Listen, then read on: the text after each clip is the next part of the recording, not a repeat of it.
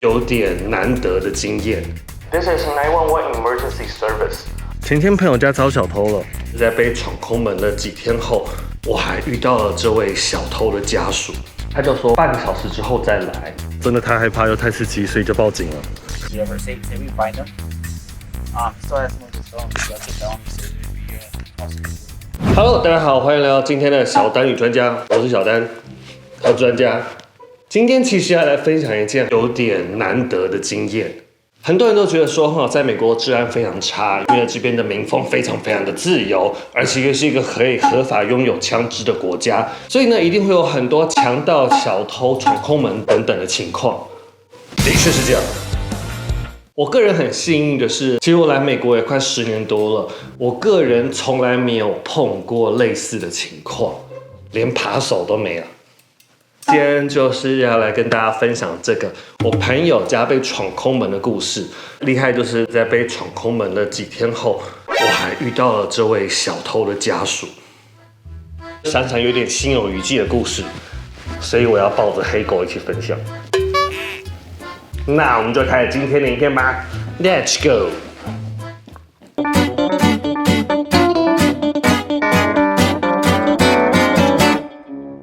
在去年年底，我也跟朋友约好了去拜访他。在我拜访他的前2天，他家被闯空门了。这位闯空门的对象他当时是直接跨进半开放式的后院，然后对着后院的窗户给他用力摇，竟然就把窗户摇下来了。那当时当然家里是没有人嘛，他在进入客厅之后就被客厅的监控拍到。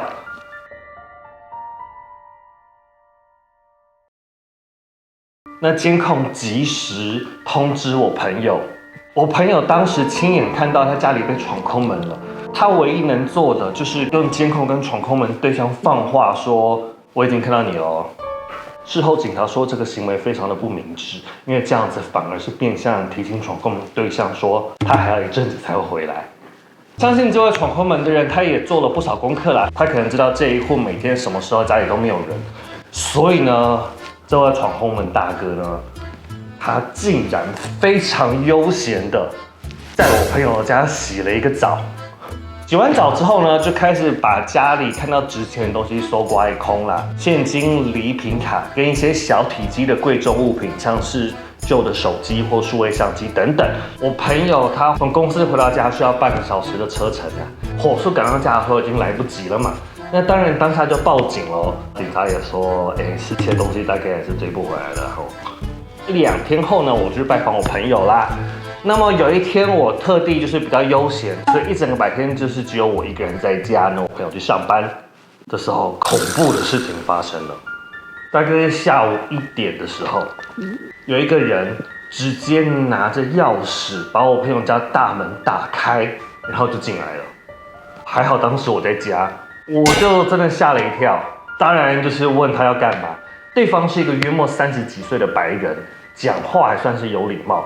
他看到我在家，可能也吓了一跳。这个时候，他有礼貌的跟我说，他的兄弟前几天在府上做了不太好的事情，所以他想要来道歉，同时把他哥哥非法占据的东西带回来还。当下其实有点紧张，所以没有办法马上做出反应。我就说好啊。但是他手上还没有带东西，他就说半个小时之后再来。在他走了之后呢，我特地追出去看他，想要记他的车牌号，有可惜他是走路来的我就马上先通知我朋友这件事情，然后我就报警了。第一次报警是打911，大家看到那些911急救现场的影集好像是这样，但是你其实真人实际打的时候是另外一种感觉，就有点像是一个很忙的客服专线。Hi, this is 911 emergency service. All our agents are currently assisting other callers. Please remain on the line. Thank you. 然后不是我在讲，我真的就给他等了5分钟，还没有人接到我。然后真的有什么紧急状况的话还得了？等了5分钟我就受不了，我就挂电话。911的系统马上回拨我的手机。You just dialed 911 emergency service. Please confirm if you still need a service.If you need a call back, please press 1. If you no longer need assistance, please press 2. 好啦，我就按2了啦。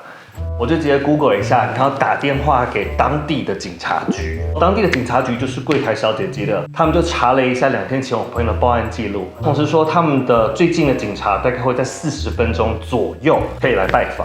这个报完后过了30分钟，那位有礼貌的大哥他真的回来了。那这一次我做好准备，就全程录了影一下。以下就是我跟大哥的真实对话。Yes. Hello, Hi. can I come in? I'm not sure it's a good idea. So, yeah. How can I help with this? Sorry, you're bringing something back. Yeah. Here's your stuff. Thank you. Okay. So, thank you very much for. That's really nice of you for doing that. Sorry about that. Well, actually, I don't live here, so I'll talk to my friends about that. All right, thank you, bro. Thank you very much. All right. 他把一些贵重的物品还回来了。又再过了半个多小时，当地的警方真的来了。当地的警察就问我一些问题啊。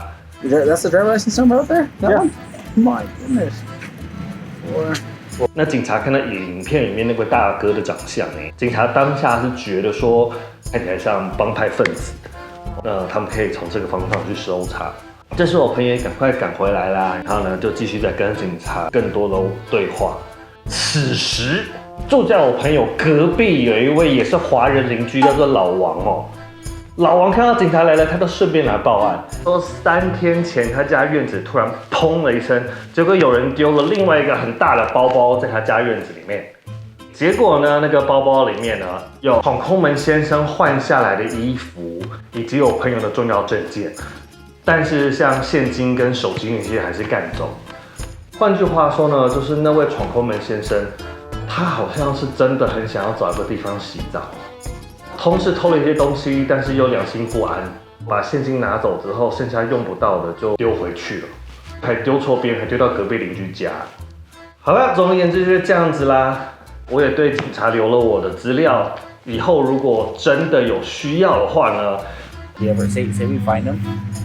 He still has some of his phone. That's a felony, so it would be prosecuted if I wanted prosecution. So, am I going to get a mail if someone needs me in order to later? No, it's just that you asked for. Okay. Okay. Yeah. Alrighty. Twice. I answered those twice. Okay, thank you very much. 好啦，所以这个故事就是告诉我们的哈，防人之心不可无，在家里请把保全系统通通做好哈，也不要放太多的现金在家里，或者养一条狗呢，说不定也会有帮忙。真是一个难得的经验啊！以上就是今天的分享啦，感谢我朋友同意让我把这个事件做成影片。谢谢您收看今天影片了，如果你喜欢今天的话呢，非常感谢您的订阅、留言、分享。好的，专家，我们下周再见，拜拜。我可以拍一集，应该会很精彩哦。恭喜你哎，护照找回来嘞！而且那个人真的很怪，说不定那个人是真的，说不定真的是他哥哥脑子有问题，他真的是来帮忙道歉。